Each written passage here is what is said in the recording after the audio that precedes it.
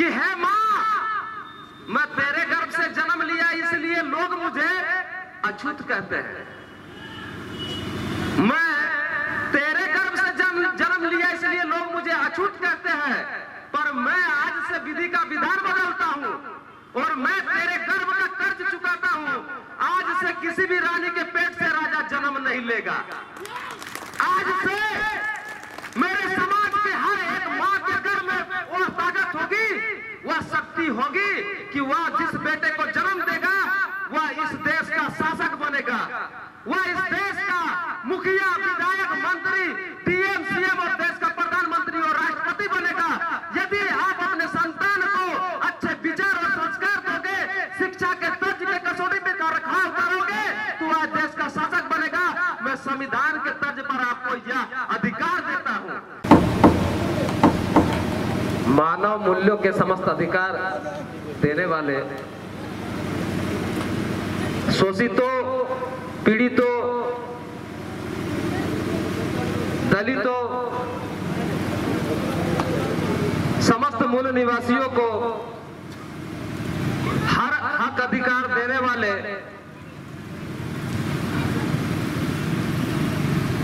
संविधान के शिल्पकार, विश्व विभूति, भारत रत्न, महामानव सरदेव बाबा साहेब के चरणों में श्रद्धा सुमन समर्पित, उन्हें सत नमन। और नमन करते हैं हम अपने समस्त महापुरुषों को, जिनके बदौलत आज हम सब इस अवस्था में हैं। आज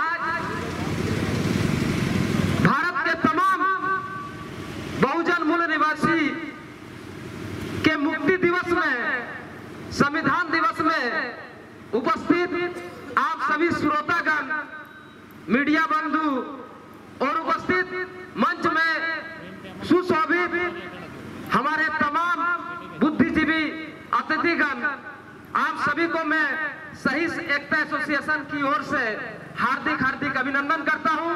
जय भीम और नीला सलाम देता हूं। बाबा साहेब यह एक नाम नहीं, एक विचार है, एक सोच है। बाबा साहेब का एक क्षण, अंतिम हुआ क्षण, जब बाबा साहेब अंतिम सैया की ओर जा रहे थे, उनका अंतिम समय आ रहा था और वह एक रात्रि काफी परेशान और काफी विचित्र होकर के चिंतित मन से कुछ सोच रहे थे। तभी जाकर के उनके पास उनका प्रिय सेवक, उनका सहयोगी नानक चंद्र रत्तू आते हैं और आकर के नानक चंद्र रत्तू बाबा साहब से कहते हैं कि साहब क्या हुआ, आप क्यों दुखी हो? आपने अपने जीवन में जो चाहा अपने समाज के लिए, इस शोषित पीड़ित वंचित समाज के लिए आपने दिया। आपने अपने जीवन में हर वह काम पूरा किया जिसकी आपकी मंशा थी, तो फिर आप क्यों दुखी है, क्यों चिंतित है? तो बाबा साहब कहते कहते उनके आंसू में, उनके आंखों से आंसू झलक आते हैं और कहता है बाबा साहब कि रत्तू, तुम मेरे दुख को नहीं समझ पाओगे। मैं सारा जीवन बहुत कुछ खोया, अपना सुख चैन खोया, अपने संतानों को खोया, अपने बीवी को खोया और बहुत कुछ ऐसा आराम जो मेरे जीवन में मिलना चाहिए था, मैंने सब कुछ खोया। पर किसके लिए खोया? इन लोगों के लिए। आज मुझे चिंता इस बात की है कि मैं संविधान के तर्ज पर मैं अपने समाज के लोगों को तो हर हक अधिकार देकर के जा रहा हूं, पर मेरे चले जाने के बाद इस समाज का क्या होगा? यह समाज फिर से उसी अवस्था में चला जाएगा जहां से मैं इसे उठा करके लेकर के आया था। और यह सोच करके मैं चिंतित हूं कि मेरे बाद इस समाज का क्या होगा। बाबा साहब 1956 में एक बात कहे रामलीला के मैदान में अपनी माताओं को, हमारी जो माता है उन माताओं को तर्ज पर रख करके कि है मां, मैं तेरे गर्भ से जन्म लिया। मेरी बात समझ में आ रही है? আমার কথা বুঝতে পারছো তো? কিন্তু আমি হিন্দিতেই বলবো, কিছু অসুবিধা নাই তো? অসুবিধা নাই তো? একবার বলো জয় भीम। अपनी माताओं को संबोधित करते हुए बाबा साहब कह रहे थे 1956 में रामलीला के मैदान में कि है मां, मैं तेरे गर्भ से जन्म लिया इसलिए लोग मुझे अछूत कहते हैं।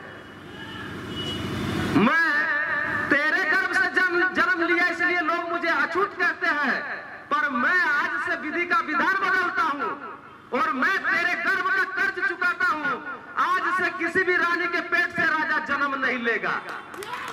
आज से मेरे समाज के हर एक मां के घर में वह ताकत होगी, वह शक्ति होगी कि वह जिस बेटे को जन्म देगा वह इस देश का शासक बनेगा, वह इस देश का मुखिया, विधायक, मंत्री, डीएम, सीएम और देश का प्रधानमंत्री और राष्ट्रपति बनेगा।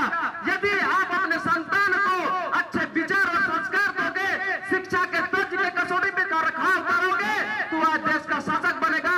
मैं संविधान के तर्ज पर आपको यह अधिकार देता हूं, पर मेरी एक बात याद रखना, मांगने से तुम्हें भीख मिलेगी, मांगने से तुम्हें भीख मिलेगी, अधिकार नहीं। इसलिए मांगना बंद करो और अपने अधिकार के लिए आंदोलन चालू करो।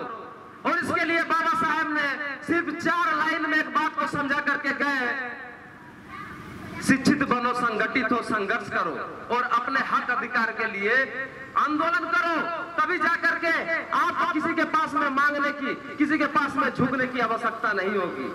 बाबा साहब उसी मन से एक बात कहते हैं कि मुझे मेरे समाज के पढ़े लिखे लोगों ने धोखा देने का काम किया है, और ये बात आज सही साबित होती है कि वास्तव में बाबा साहब को समाज के पढ़े लिखे लोगों ने धोखा देने का काम किया।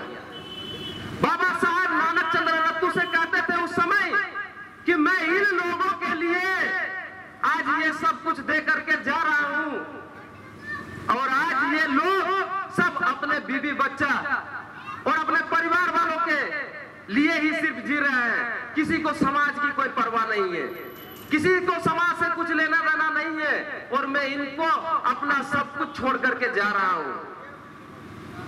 बाबा साहब की एक घटना बहुत ही महत्वपूर्ण थी। एक बार बाबा साहब के संविधान के वजह से सबसे पहले एक लड़का जो कि डिस्ट्रिक्ट कलेक्टर बनते हैं, डीसी बनकर के जब वो पद स्थापित करते हैं, तो बाबा साहब उनके पास में एक संदेश भेजते हैं कि आप आकर के मुझसे मिलना। तो बाबा साहब जब उसको आमंत्रण भेजते हैं कि आकर के आप मुझसे मिलना, तो वह लड़का सोचता है कि हो सकता है बाबा साहब मुझसे अपने संघर्ष के लिए चंदा मांगने के लिए बुला रहे हो, या कुछ ऐसा चीज जिससे हो तो मैं उनका योगदान दे सकता हूँ, इसलिए बुला रहे हो। तो वह यह सोचते हुए उनके पास में गया, और विचलित होकर के जब बाबा साहब के पास में जाते हैं तो बाबा साहब अखबार पढ़ते हैं, और अखबार जब बाबा साहब पढ़ते हैं उस जगह पर आकर के वह लड़का कहता है कि बाबा साहब आपने मुझे बुलाया था। तो बाबा साहब कहते हैं हाँ मैंने आपको बुलाया था, आप एक बार अपने लोगों के बीच में जरूर जाना, जब भी आपको समय मिले तो अपने लोगों के बीच में जाना। वह लड़का फिर से विचलित होकर के डिस्ट्रिक्ट कलेक्टर, वह विचलित होकर के फिर से कुछ देर के बाद में बाबा साहब से पूछता है कि बाबा साहब आपने बताया नहीं कि आपने हमें क्यों बुलाया। तो बाबा साहब फिर से कहते हैं आपने मेरी बात को नहीं समझा। मैंने कहा कि जब भी आपको समय मिले आप अपने लोगों के बीच में जरूर जाना, मैं इसीलिए आपको बुलाया था। आप फिर भी नहीं समझे, अच्छा मैं आपको समझाता। मतलब आप जब डिस्ट्रिक्ट कलेक्टर बने तो आपको एक लाल बत्ती वाला गाड़ी मिला और आपको मान प्रतिष्ठा मिला, आप डिस्ट्रिक्ट में सर्वश्रेष्ठ पद में पदस्थापित है, जब आप अपने गाड़ी को लेकर के अपने उस मोहल्ले में जाएंगे, अपने लोगों के बीच में जाएंगे जहां पर लोग कभी सोचे नहीं थे, छुआछूत का भेदभाव, पढ़ने लिखने का उनके पास में कोई राइट नहीं था, उस जगह पर जब आपको देखेंगे लाल बत्ती के साथ में जब आप उस गांव में जाएंगे तो हर लोगों के अंदर में यह विचार आएगा कि अगर ये लड़का डिस्ट्रिक्ट कलेक्टर बन सकता है तो मेरे घर का लड़का भी और मैं भी डिस्ट्रिक्ट कलेक्टर बन सकता हूं। ये विचार आएगा और हमारे लोगों के अंदर में बदलाव आएगा, तब जाकर के हमारा समाज उन्नति की ओर बढ़ेगा। लेकिन यहाँ पर बात उल्टा घूम गया।